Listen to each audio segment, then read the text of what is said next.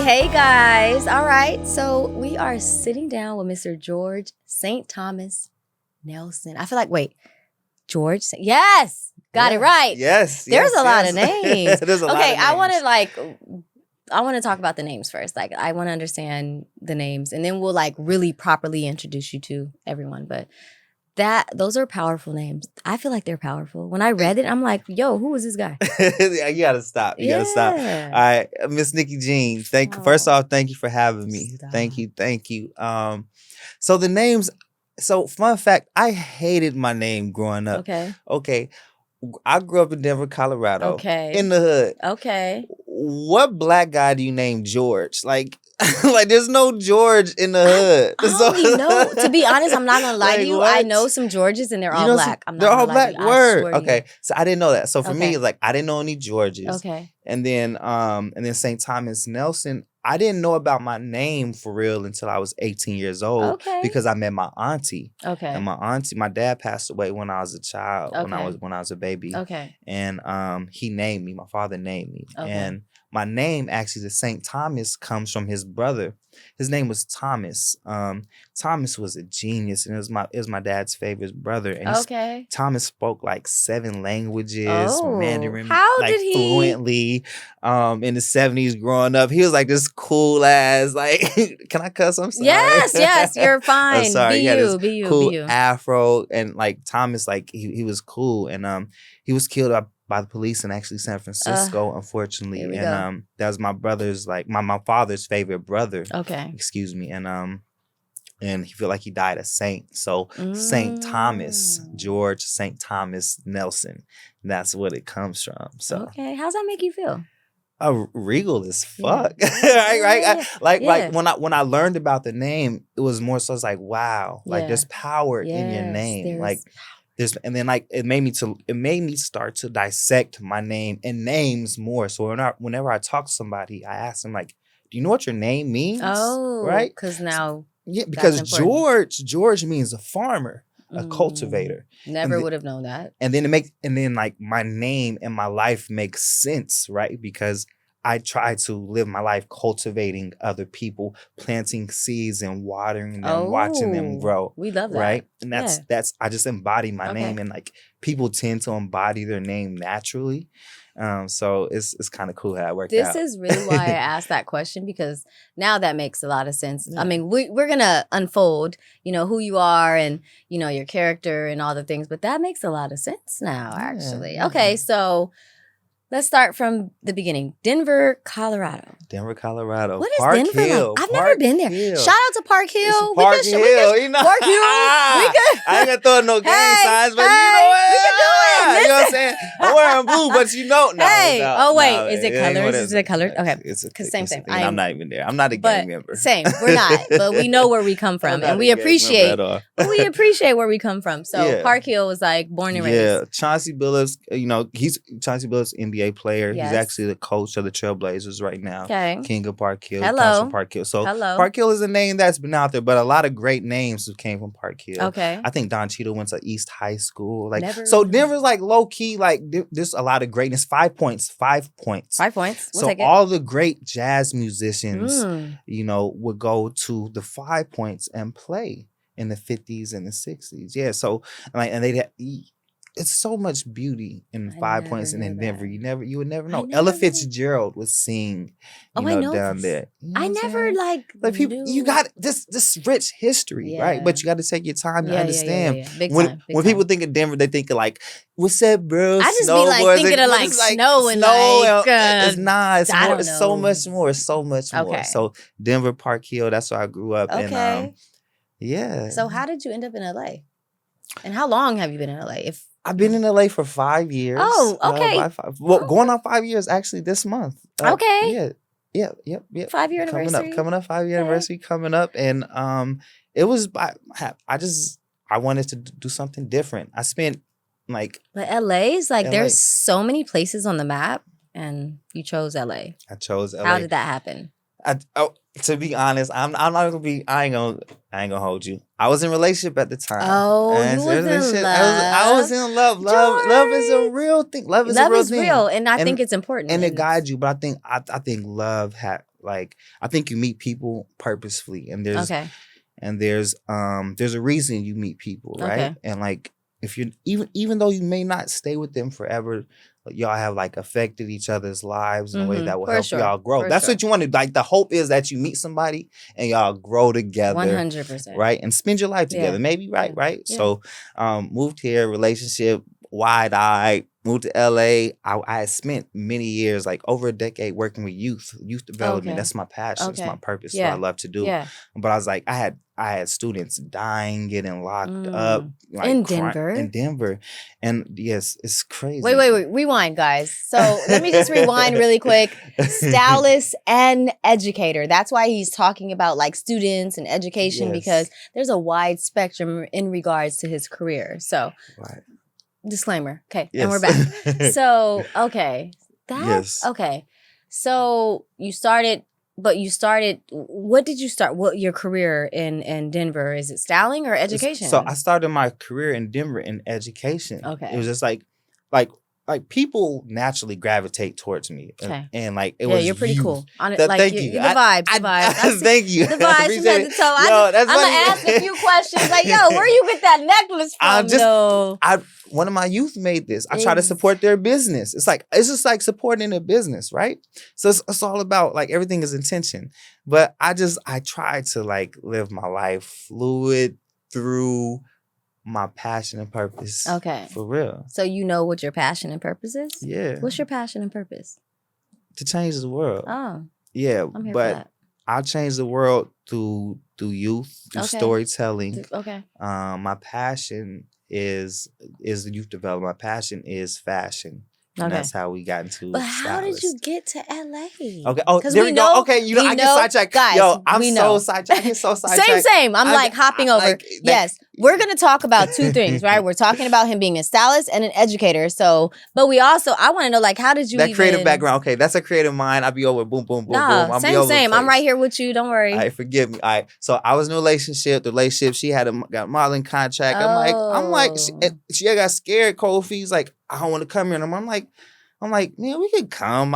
We could do whatever. Like, if you believe in yourself, like I believe in you, and I believe in myself, like I believe in me, we're gonna make it happen. Okay. Right? So moved out here, boom, July.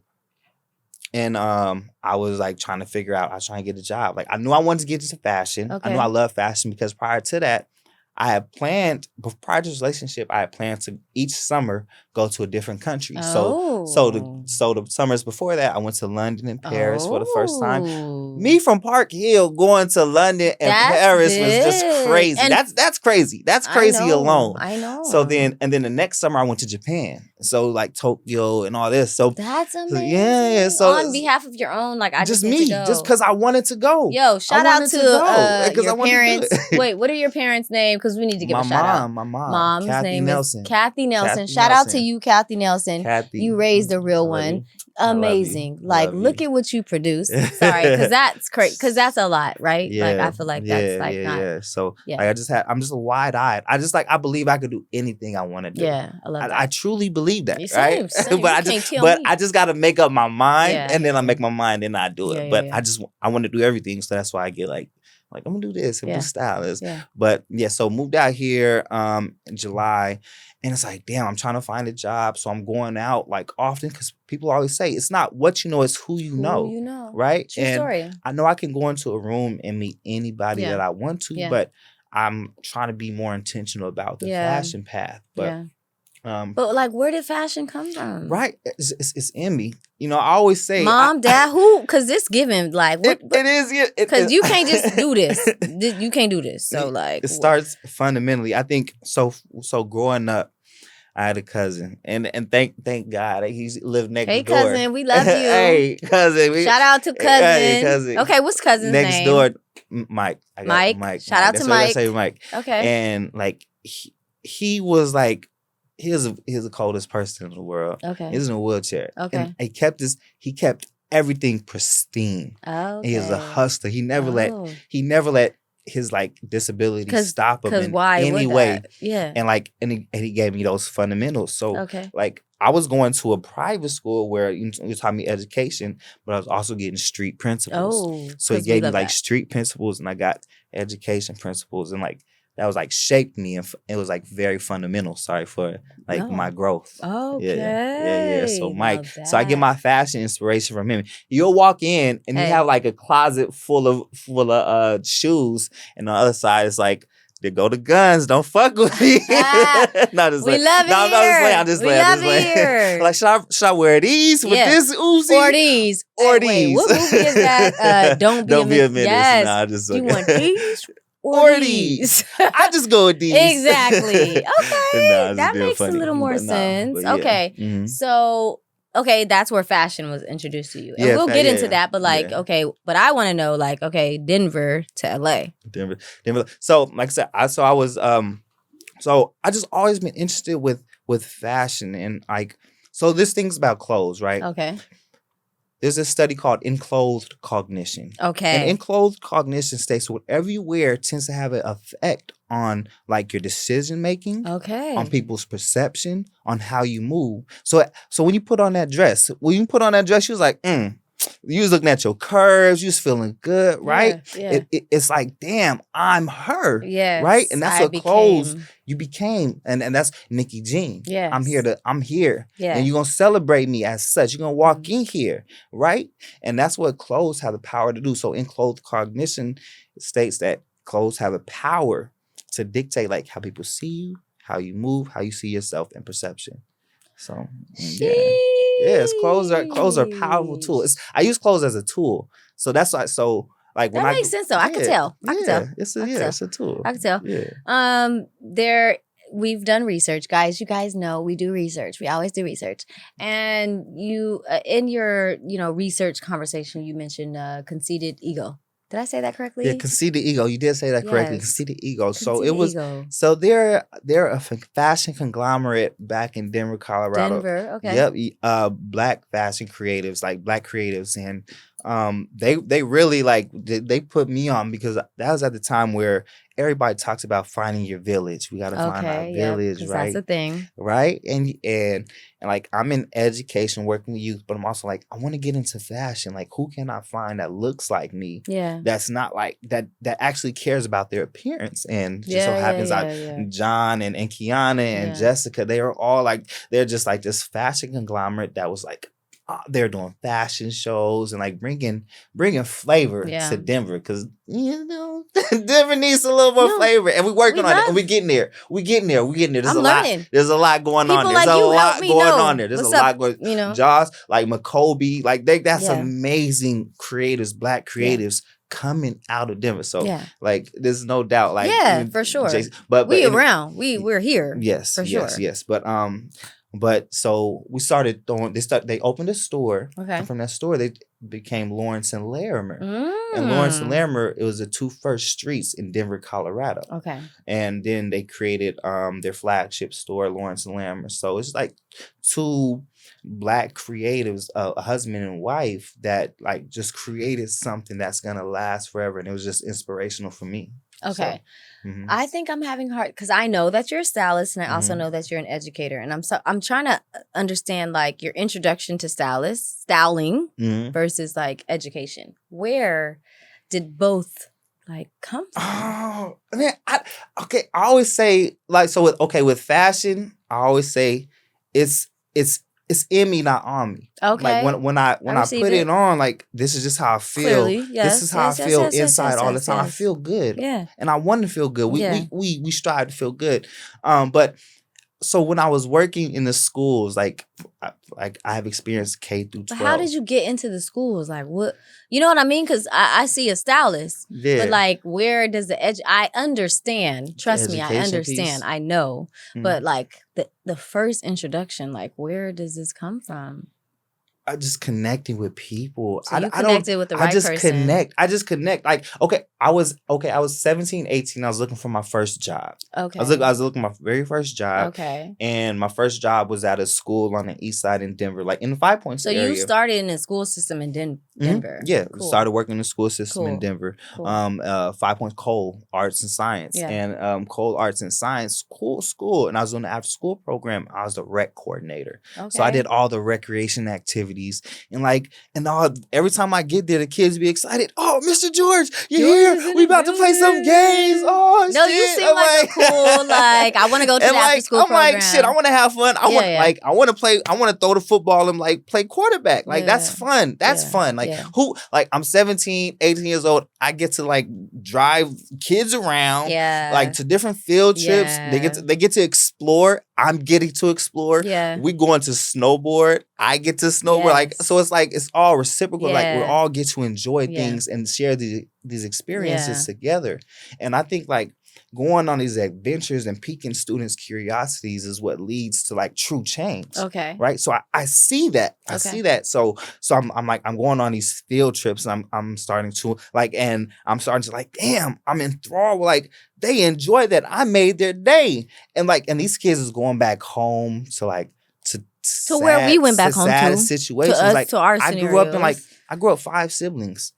I grew up my dad, he died. My mom didn't have the greatest taste in men. She married a drug addict, and I dealt with a drug addict for 15 years. Yeah. So that comes with its own struggles and challenges. Yeah. But within those challenges, my story, I'm able to relate with all of these students and all of this. So you say, how did I get into it? It's almost it's ordained. It's I can't explain it. It's ordained. It's what God wants me to do. I swear to God. I can't tell you. I can't tell you how or why. But what was your first introduction to children? Because that just the after school program. Is this the after school program? That was it. The after school program. I like throwing football. And my boy, so there's this kid. I met him 6 years old. His name was Lonzel Smith. That's my dog. That's my dog. So he gravitated towards me. So I took him on like a little brother. And when I told you earlier in the conversation, Mike, he took me under his wheel. I would see everything. I seen how Mike would talk to women, mag them up, but was very respectful. I saw how he moved. I would just be in the passenger seat. He's driving around with us, and we going to the mall. Girls reacting to Mike. Mike had waves, so this 360. Okay. Women loved Mike. So I want to be Mike. I want to be like Mike. Yeah, you know what I'm saying? So I seen myself as Mike, as Mike, right? So it's so I took this kid, I met when I was 6 under my wing, and I'm taking him to I'm taking to his basketball tournaments because his mom had I seen him in me. His mom had 5 kids.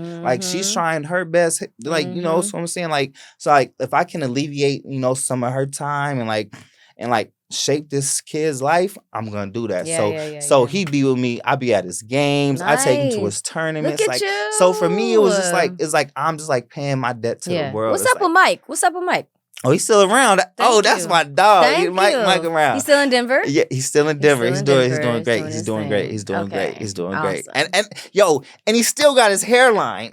Right, because that's a thing. How do you do it? And my other cousin Jay, she's a director. She's doing amazing. She lives out here too. So it's we get to see the family and the growth. I get really excited and passionate about things. Sorry, as you should. No, as you should. Yeah, I get really. I'm easily excited. Easily excitable. No, I think that's important, especially when you see your people and people like you that are in those, rooms. That because that gives you hope, right? Mm-hmm. I think that's important. Okay, I want to get into the education aspect. I understand, that was the education aspect, but where did styling? Styling. Okay, how did that come into?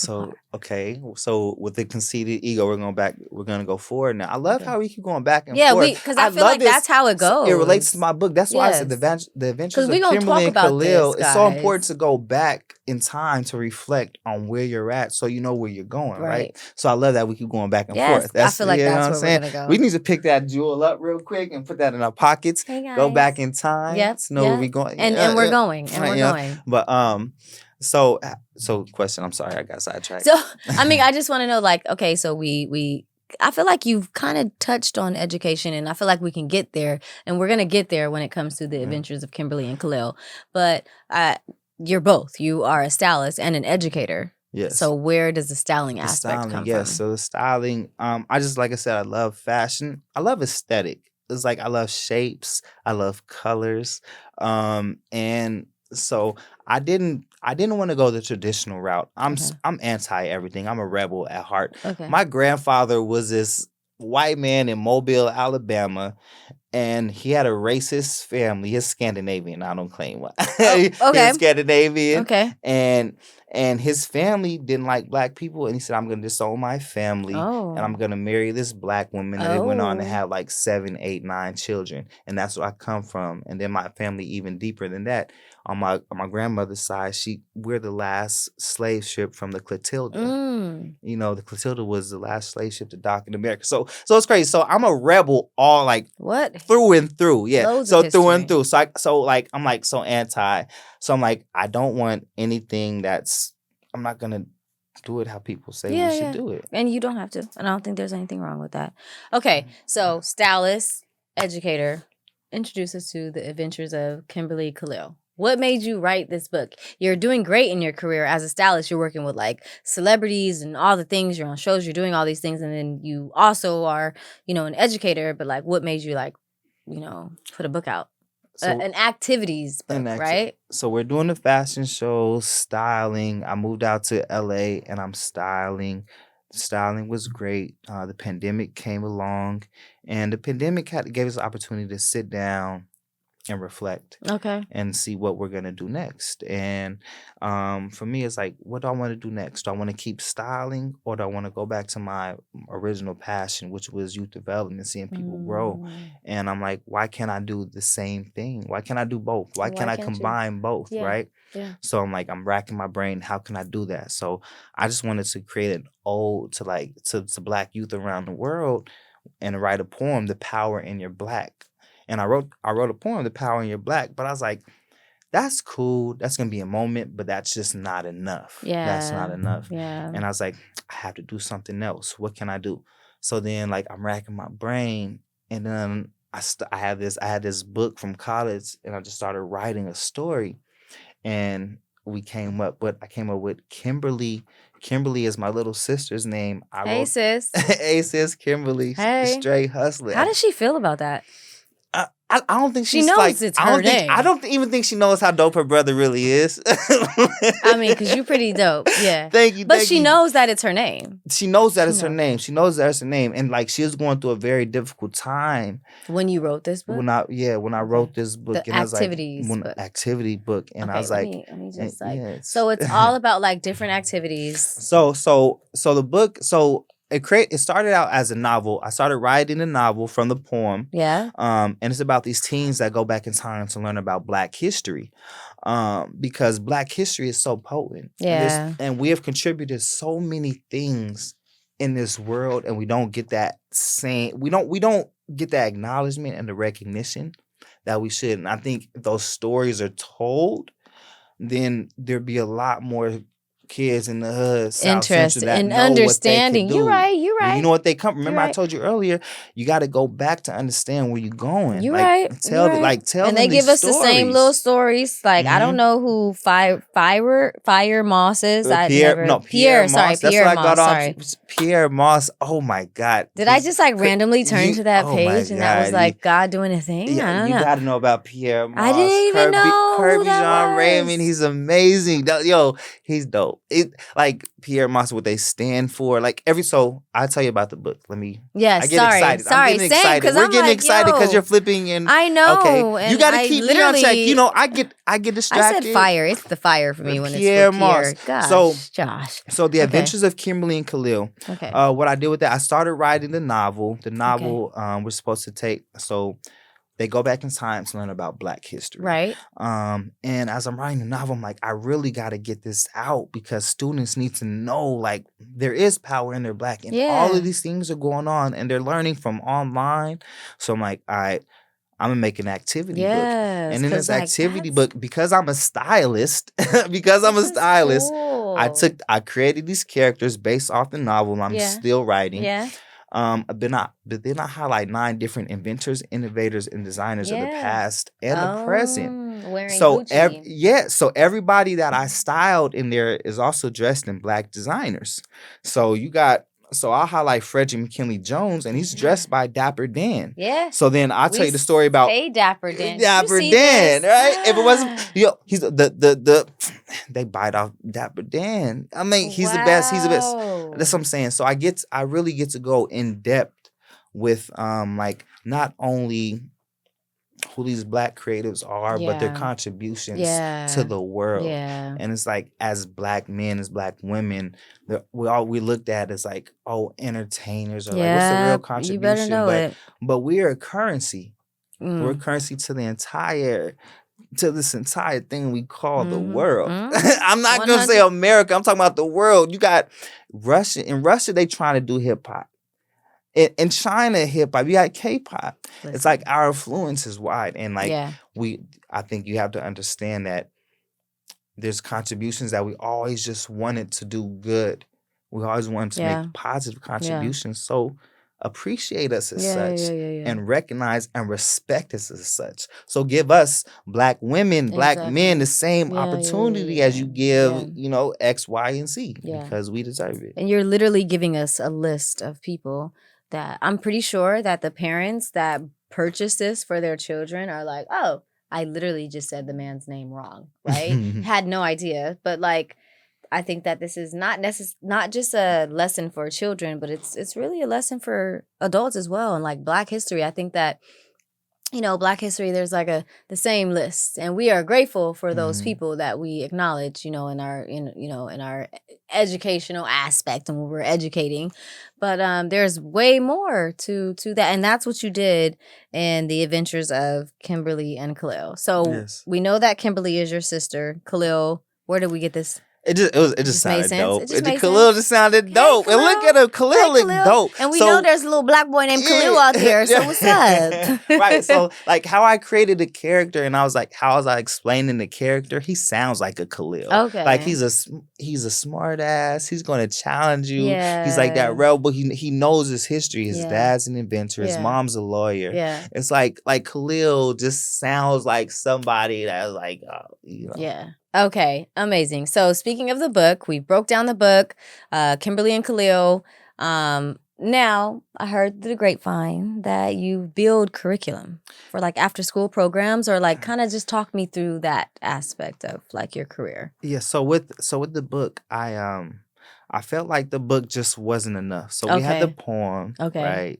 And that was cool. Then we had the novel that I'm working on. Okay. Then we had the activity book. Okay. And I just feel like it's an activity book. You give it to somebody, then that's it. So then I created a curriculum within the activity book, and it's a STEAM-based curriculum. Okay. So it's science, technology, engineering, arts, and math. Wow. So every page, I'm offering something different. So first page, you go right into the I ams. Yeah. I am are affirmations. I tattooed that on me long time ago, because I am are two of the most important words you could ever use to describe yourself, right? So I use this book and the workshop to speak life into these students and to help them speak life into themselves, because I know what I went through when I was young, right? And I can only imagine what they're going through. So if I can be that glimmer of hope and that glimmer of light for them, then I'm going to do that. So we have the I ams, and then we go on, I'm going to educate you about Frederick McKinley Jones. Frederick McKinley Jones, if it wasn't for him, we wouldn't have ice cream. We wouldn't have fresh produce. He invented the ticket dispensers. So when we go to the movie dispenser and we put our card in and the ticket comes out, he invented that. He invented a machine that gives sound to the movie, to the video. So a Black man did that, right? So it's like you're hearing these stories, like people hardly hear about him. And I think it's my job and my purpose to like spread this word, but also to inspire and to encourage students that yes, you can do it too. Yeah. There's power in your Black. There's power in whatever it is that you choose to do. So you asked me earlier, how did I move to LA? Why LA from Denver? I believed I can do it. Yeah. And I'm a Black man. You know what I'm saying? And there's currency in that. Absolutely. And who I am. Absolutely. And that's what I want to, like, that same pride and that I feel like just being me. Yeah. I'm going to spread that, whether you're Black, whether you're Hispanic, whether you're white, like as proud as I am to be me, you're going to feel that same. Because energy can spread. Like, and you can it's just real. Like give that. 100%. 100%. That's why I'm like, yo, what's up? Let me get this energy cracking. I agree. I agree 100%. And I can feel that, you know, through like just doing research, like, you know, understanding your story. Because once again, let's just go back to like where we all started this whole conversation. We're talking about a stylist, and we're not, and listen, there's different roles to styling and all things, but like you really popping in these streets, like you really like that guy, like, and we don't need to go down the list of like your, you know, clients, but you not, we outside when it comes to the career that you've created for yourself as a stylist. And then like we go to like, you know, you educating and after school programs and writing activity books. Like that's just a wide spectrum of your career. I'm sorry. I couldn't do it without, like, when I moved here, like my first opportunity I had was with Dex Rob. Like, when I first moved here, I glanced over that and I didn't even mean to, but like Dex Rob was like played an integral part into like my start. Yeah. Like July, August, and September, he came out here. He needed an assistant. I'm like, yo, it's my birthday weekend, but I'm your man. Wow. Like, I'm like, what you need? I'm there because I'm ready to work. I'm ready to get for your birthday, right? Because we all be like trying to take off work and everything. Like, right. So Dex Rob, he's like, I got you. So then he introduced me to a Poojay, and Poojay Kalu, like he's a legend. Like he's his we know about a Poojay. You know what I'm saying? He's dope. He's so dope. And like, so then he introduced me to a Poojay. And from there, like I got that was like you want to be a stylist? Okay, it's like God said, you want to be a stylist? Okay, do it then. Yeah, you ask for it. This is what you gonna get. Yeah. So then like when I started my first year, we did the Grammys, we did the Met Gala. We on the phone with Ricardo Tisci, like, yo, he's wearing these boots with this suit. Like, Stephon gotta wear these suits. We had, you know, Golden Globes. Yes. You know, dog, like every People's Choice Award. Yes. Choice Awards. And it's continuing. And it's continuous. And it's just like, it's like grace and mercy. You know what I'm saying? Like, and it's if you say you want to do it, you can do it. Just believe in yourself. Just do it. Literally the purpose of this whole moment now is to share your story and to let other people know that yes, you may be a stylist or an artist or whatever, but you can do both, and you just have to figure out that balance. And it seems like you've figured out that balance, right? We trying. We trying. I think that you're doing good. I think that a lot of us are grateful. When I say us, like just people in general, you are serving the community, whether it's in fashion or whether you're speaking to the kids. And I think that the kids are way more important to the fashion world, the community. Yes, we need to look good, but like you're feeding souls. You're like developing soldiers. Like you're really like impacting, and that's why we had you come today, because that's important, right?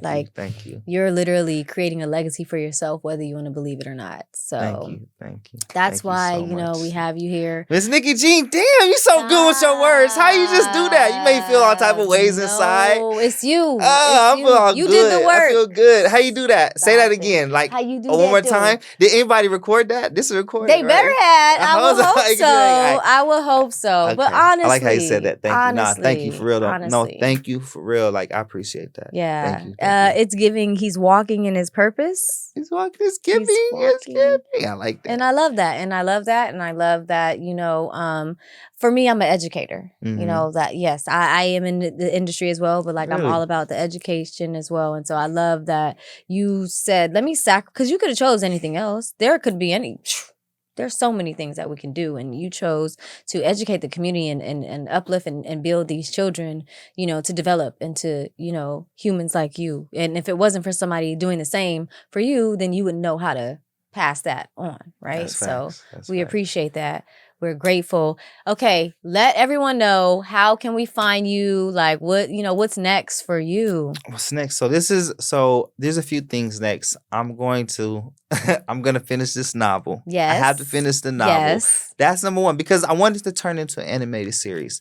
So when I wrote the book, prior to writing the book, I wanted it to be an animated series F everything else. We're going straight. It's like the Magic School Bus we need that. meets Back to the Future. Because we loved all that. Yeah. But where was the black kids? We had the one little black girl with the ponytail. That's what I'm saying. So that's what I'm saying. So this is how I coined it. So it's like the Magic School Bus meets Back to the Future meets Boondocks. Directed by Spike Lee. Boondocks for me. Directed by Spike Lee, right? So that's how I imagine that, and that's how I was writing the book. Right? You know what I'm saying? So the next steps, I want it to be an animated series. It's going to become an animated series. I've been putting that into the world. Yes. And I just know it's going to happen. Yeah. There's some things you've that already are made other things happen. There's some just things in life that you just know are absolute. And this is one thing.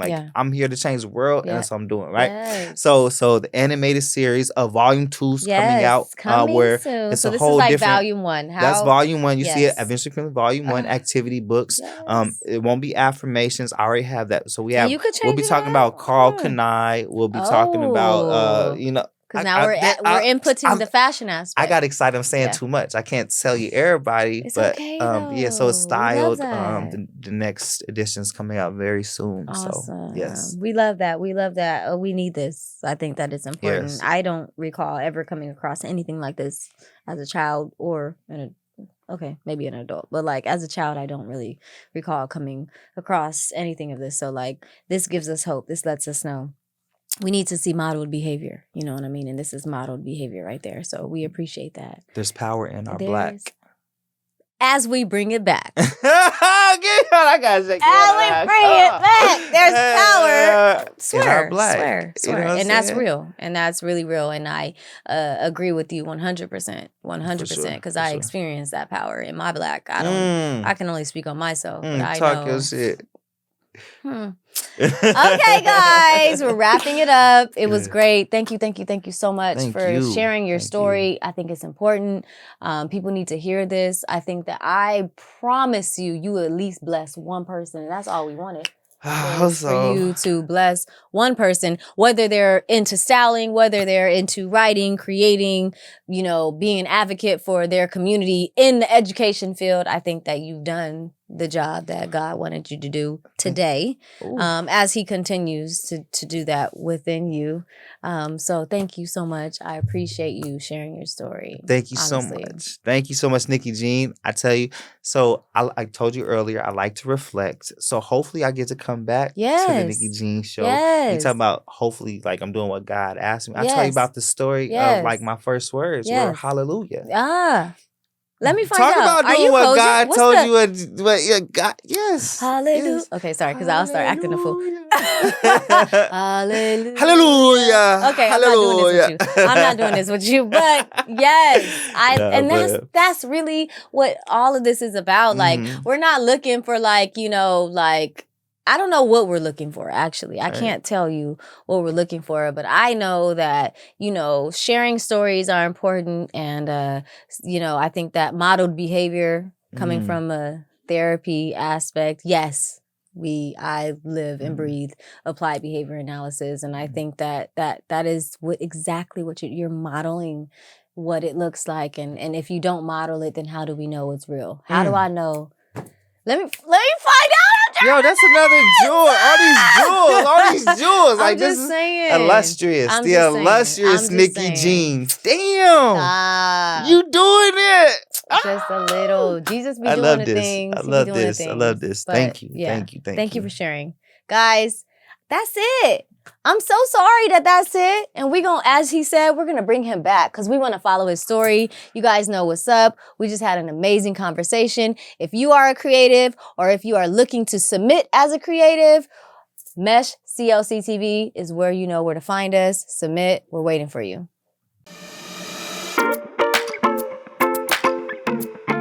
Welcome to Mesh.